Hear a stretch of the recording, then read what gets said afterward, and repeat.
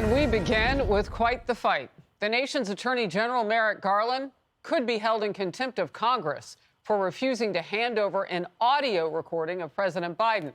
Critics are going after the president for claiming executive privilege and denying the release of his interview with special counsel Robert Hur. And here's the fight.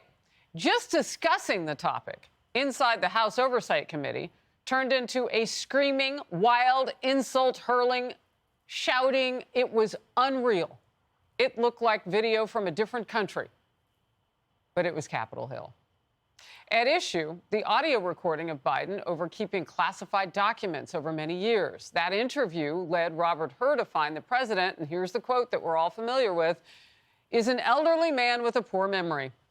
I'm Harris Faulkner. You are in the Faulkner Focus. The House Judiciary and Oversight Committees both moved forward with those contempt proceedings as part of Republicans' push to impeach President Biden. We're waiting to hear if the measure will come up for a full House vote. And buckle up for a surreal scene among members of the Oversight Committee now. Do you know what we're here for? You know we're here about AG. I don't think you know what you're here for. Well, you the one talking about. I think your fake eyelashes are messing up. No, what you're ain't reading. nothing. Hold on. Listen. Order. I would like to move to take down Ms. Green's words. That is absolutely unacceptable. How dare you attack the physical appearance of another person? Are your feelings hurt? Her words down. Aw. Oh, girl, baby girl. The clerk will report the words. Clerk will report the words. Mr. Chairman, we could subpoena the audio tape, Mr. Chairman. This is great. Release the audio. I'd like Joe Biden's audio. The chair recognizes Ms. Green for 4 minutes and 21 seconds. Mr. Chair, point of order. Who's? It's me. Ms. Crockett.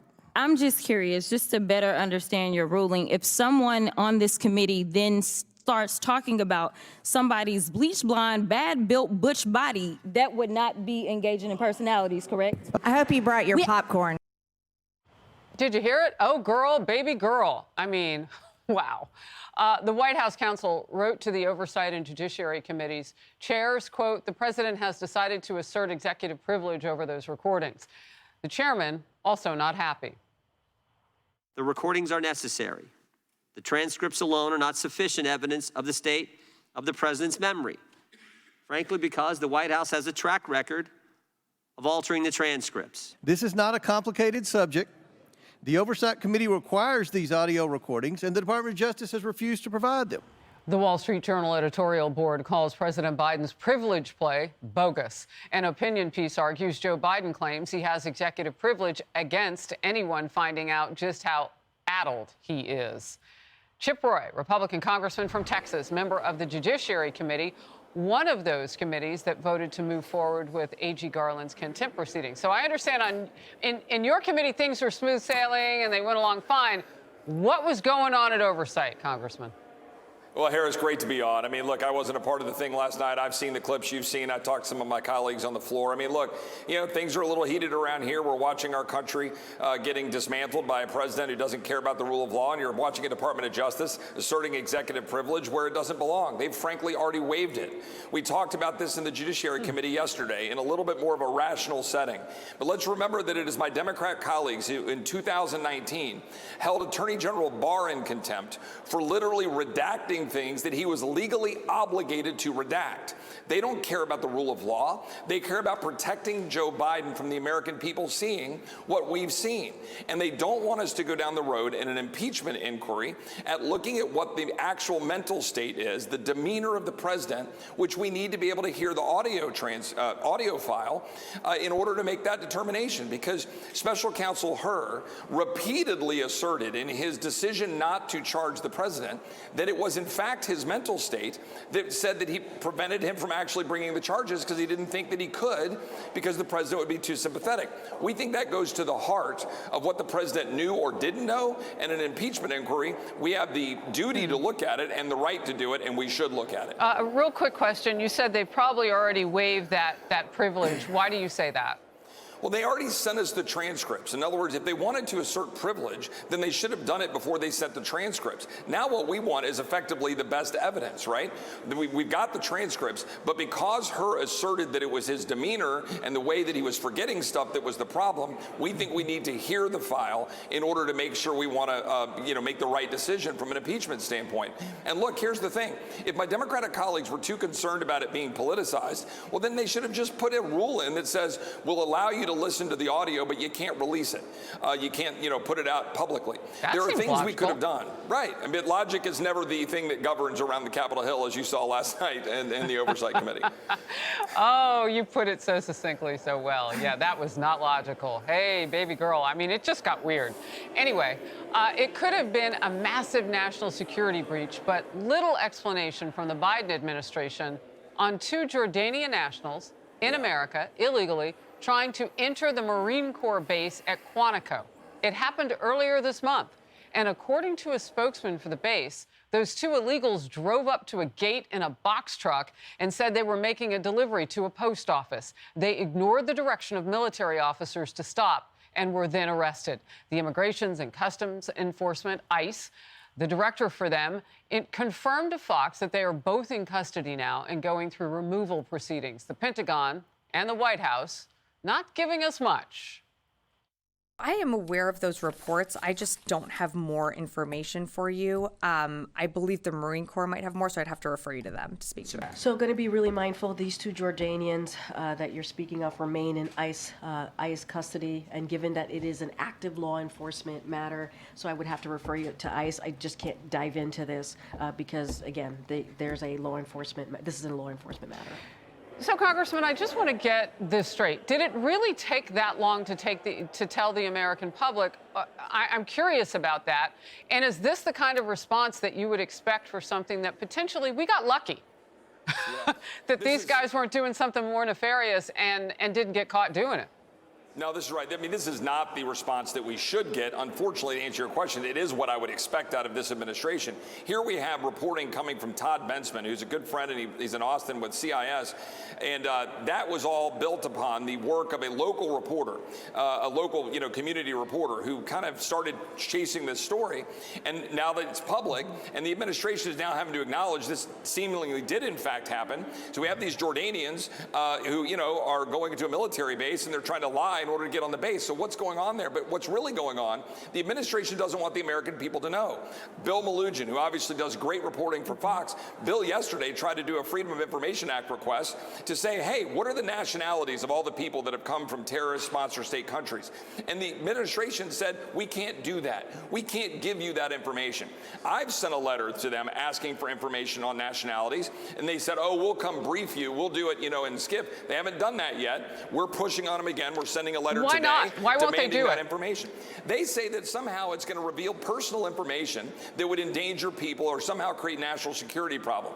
That's bogus. What they really don't want is mud on their face, because we now have a significant knowledge of people coming from all over the world. While we know 27,500 Chinese nationals have come in the first 6 months of this year, and that is endangering our country. I want to support what you're saying on the screen now. I'm going to ask my team to put up what Customs and Border Protection's latest numbers show. The number of suspected terrorists crossing illegally has spiked by more than 2,500% from the Trump to Biden administrations.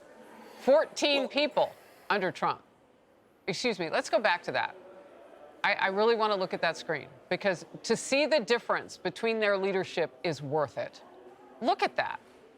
I mean, Congressman, 14 to 367 suspected terrorists at the southern border. That is an explosion of danger.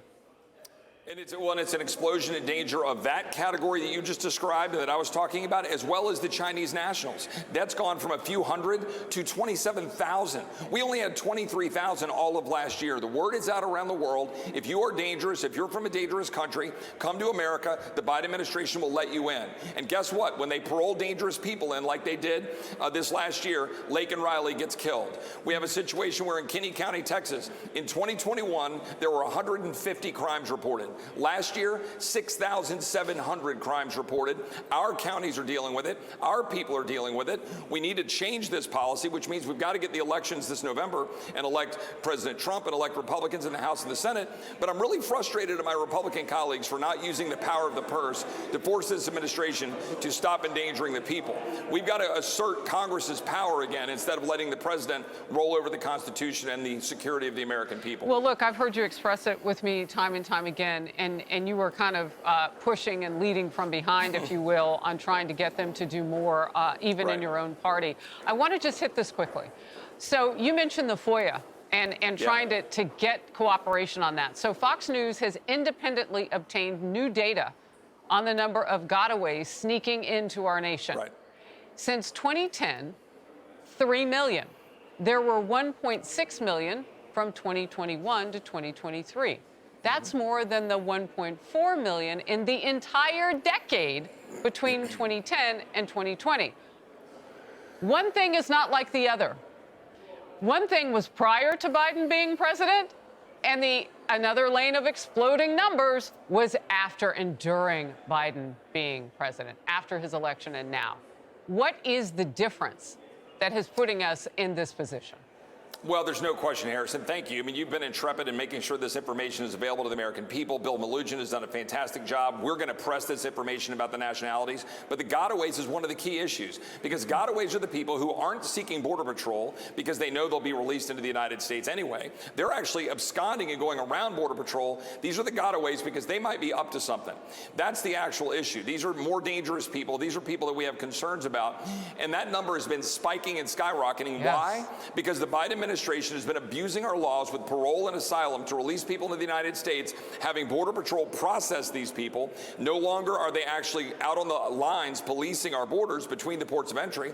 So now you can have untold numbers of gotaways pouring into the United States. Thus, the people in Kinney County have 6,700 crimes last year compared to 150 in 2021. It's night and day. The Biden administration is endangering us. We got to change the policies. Yeah, Biden may or may not do executive action to keep the number of border crossers to 4,000.